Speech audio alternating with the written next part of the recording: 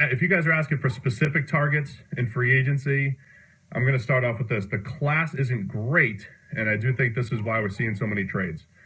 Loving the trade aspect of the offseason so far, teams being aggressive, finding guys with a couple years left on their contract, finding some younger guys, finding franchise guys like Jarvis Landry, whatever it may be.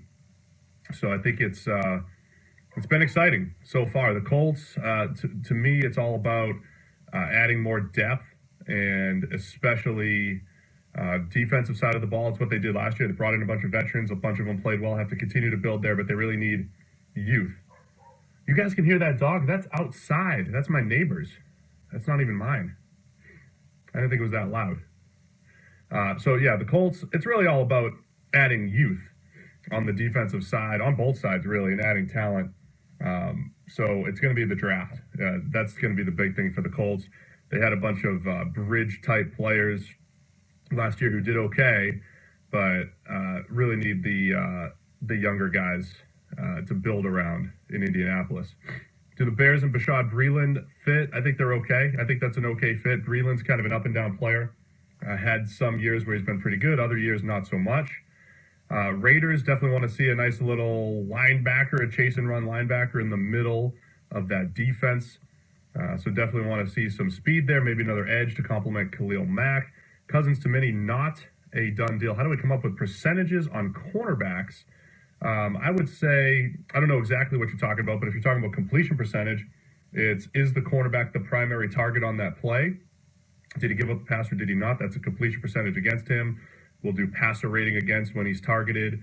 And then, of course, our coverage grades, you don't even have to be the targeted guy to get a downgrade. We can downgrade multiple guys on the same play or upgrade multiple guys on the same play. That's why the PFF coverage grades are still best, even though we use a lot of our stats. The grades are the best.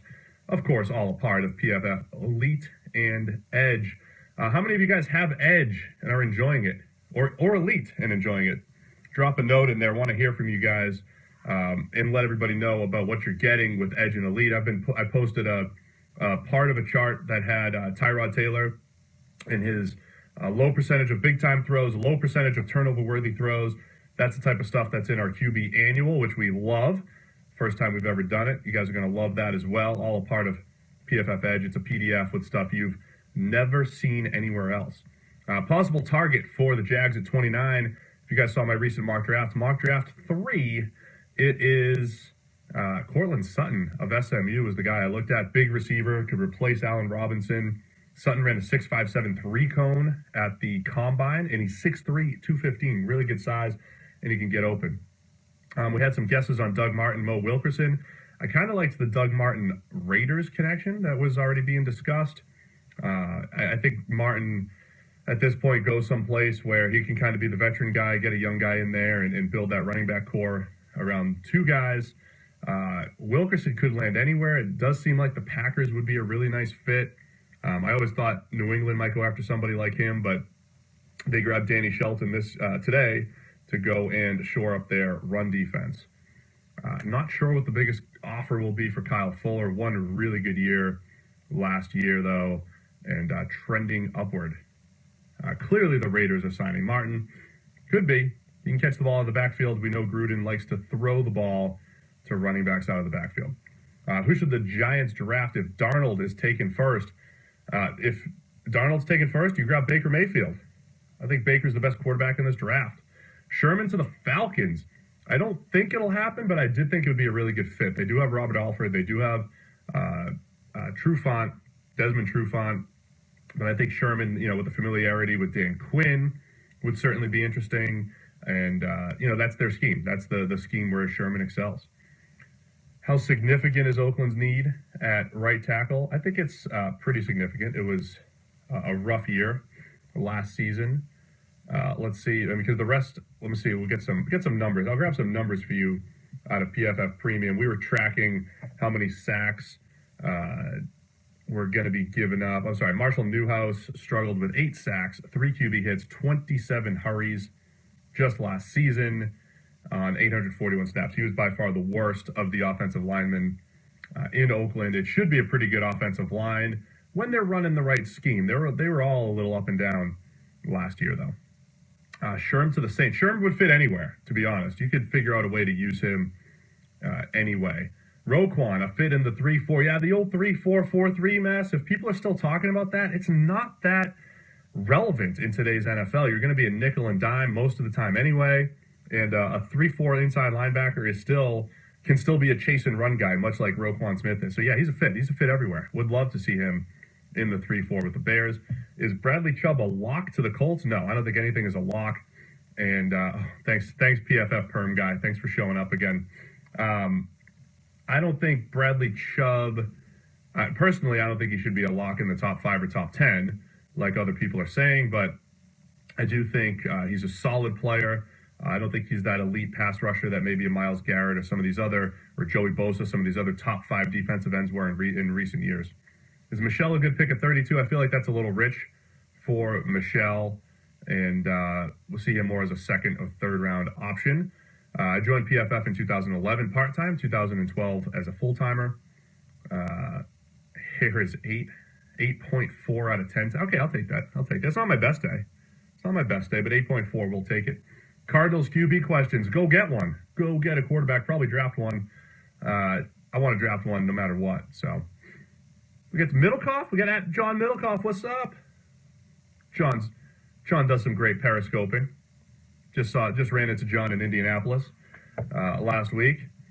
Shook hands, hugged it out, had a good little NFL discussion. Jags going 2 tight ends, Graham, Burton, and Gesicki. Does that make sense? That's a lot. That's a lot of investment at tight end.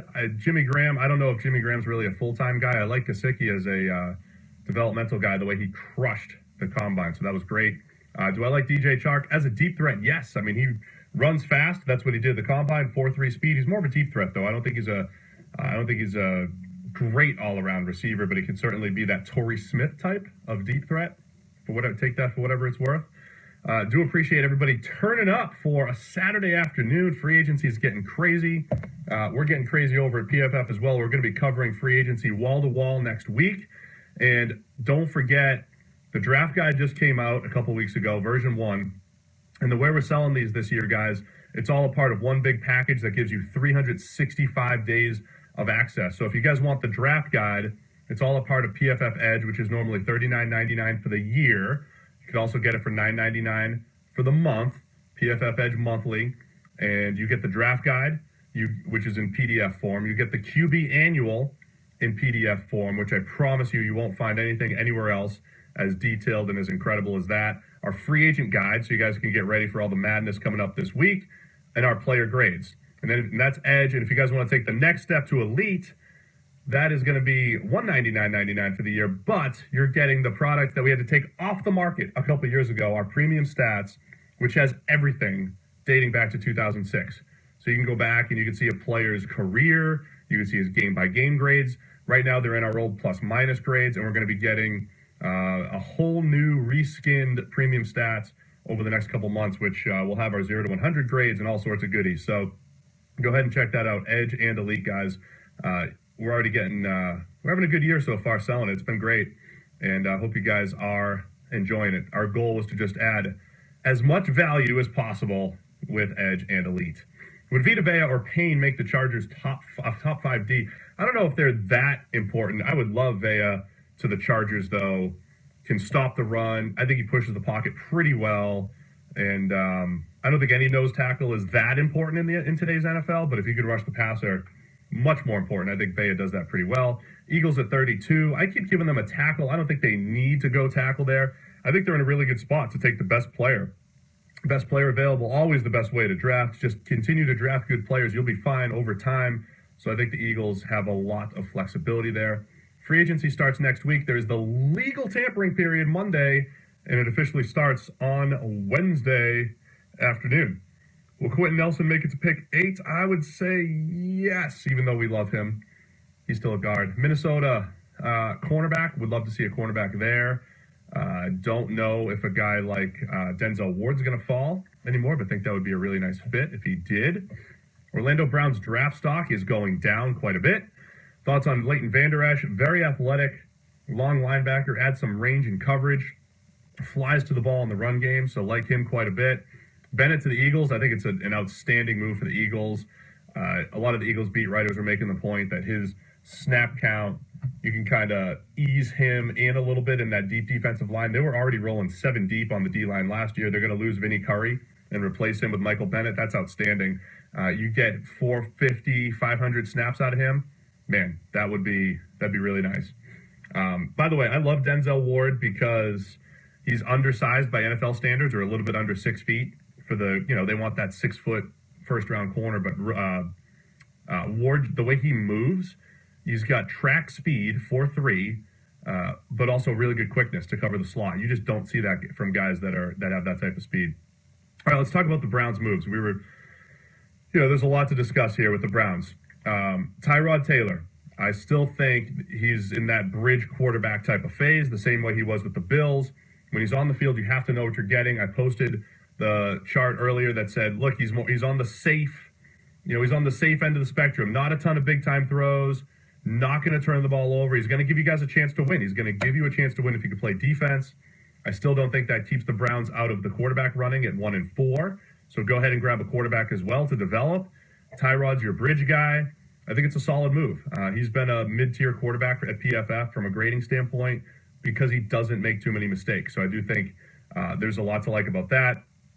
Losing Danny Shelton for the draft picks, it seems like that was more of a scheme fit type of deal there. Danny Shelton's turned into a pretty good run stopper, but not exactly a great pass rusher. So not somebody you really wanted to grab in the first round when you look back at it, but he's a solid run stopping player. So I think it's a deal where the Browns are kind of getting out from under Shelton, and the Patriots are grabbing a guy that's going to help shore up their run defense, which was not great last year for most of the season.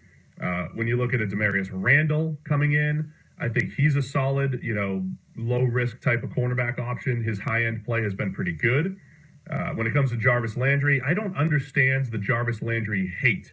He's very polarizing just because he's not quick, he's not fast, doesn't fit any physical attributes, and I know from an efficiency standpoint, not great, but he can't, as somebody on my Twitter timeline was saying last night, you can't control when the ball's thrown to you. Yeah, I know about the yards per catch and all that stuff.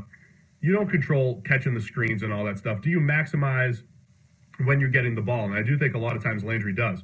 Makes guys miss after the catch, has a feel for getting open.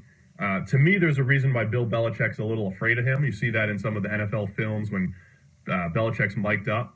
So I'm going to say Landry's still a solid player. He's not a Pro Bowler. He's not as good as the catches would indicate. I know he's got 1 million catches over the last few years, but there's a difference between saying he's terrible and his catches overvalue, overestimate where his value truly is. So he's somewhere in between all of the hate and the love that the catches would indicate. Chargers' biggest need, linebacker or DT. I think that middle of the defense as a whole, but I would love to see a nice big body in the middle of that defense to complement those guys coming off the edge. I love the way the Chargers' defense is trending, especially with Bosa, Ingram, Casey Hayward. Thoughts on Brian O'Neill? It's all in our PFF draft guide. Very athletic, has some technique issues to iron out.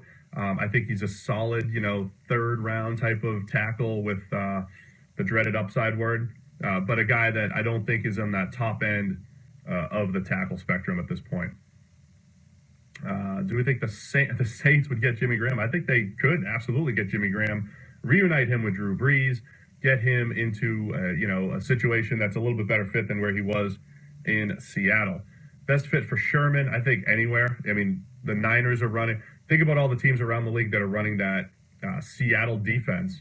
The Niners are running it, the Falcons, the Chargers, any of those teams that are running the same exact defense where they throw him on the left side, let him play cover 3 off, let him play cover 1 and press, and let him go because that's that would be his best fit. But I think he could do it all. Do I see the Dolphins getting Baker Mayfield? I don't think he gets that far in the draft. Who do the Giants get to address O-line in the draft? I think there's a lot of pretty good guard prospects in the second round. You could look at a guy like Will Hernandez out of UTEP that could be there. A guy like Frank Ragnow out of Arkansas could be a really nice fit, especially with Weston Richburg likely walking in free agency. I think if he gets to them in the second round, I think Ragnow's a first round prospect, but if he gets to them early second, I think that'd be a great place to help shore up the offensive line. A lot of good questions here. Seahawks worst in the NFC West? No. Steve equals God's hair. Let's not go that far.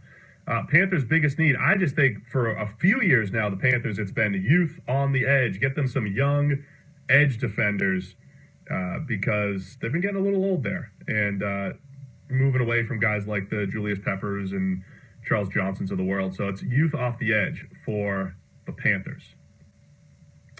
Much appreciated, guys. Thanks for the turnout. As I said, don't forget to get to ProFootballFocus.com all week. We're going to be doing all of our free agent recaps. We're going to be trying to do videos on as many of them as we possibly can. Grab Edge and Elite. Elite is the ultimate PFF product right now, guys. If you want information on all of these guys that are moving around, all of their career information, it is all there. This was the product that put PFF on the map 4 or 5 years ago. We had to take it off the market because it was too valuable for NFL teams and for the networks that we work with, but our guys decided to put it back out there. So that's all part of PFF Elite. And I promise you, our draft guide and the QB annual are worth the price of Edge alone, and that's only a smidge of what you guys are getting. So if you guys do end up subscribing, just drop me a note. Let me know that, hey, I just subscribed. Let me know how you guys like it. Let me know if you guys have any questions. And let me know if you find anything cool in there, especially in premium stats. There's so much good information there. You'll get lost in it for days. If you find anything fun, hit me up on Twitter at PFF_Steve. Eagles repeat in the NFC or the field.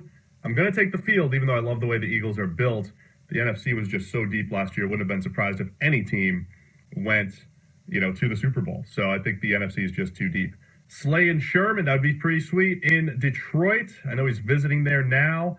Rams are scared of Jimmy G. Oh, man, the NFC West is heating up. It is getting great. Jimmy G was awesome down the stretch.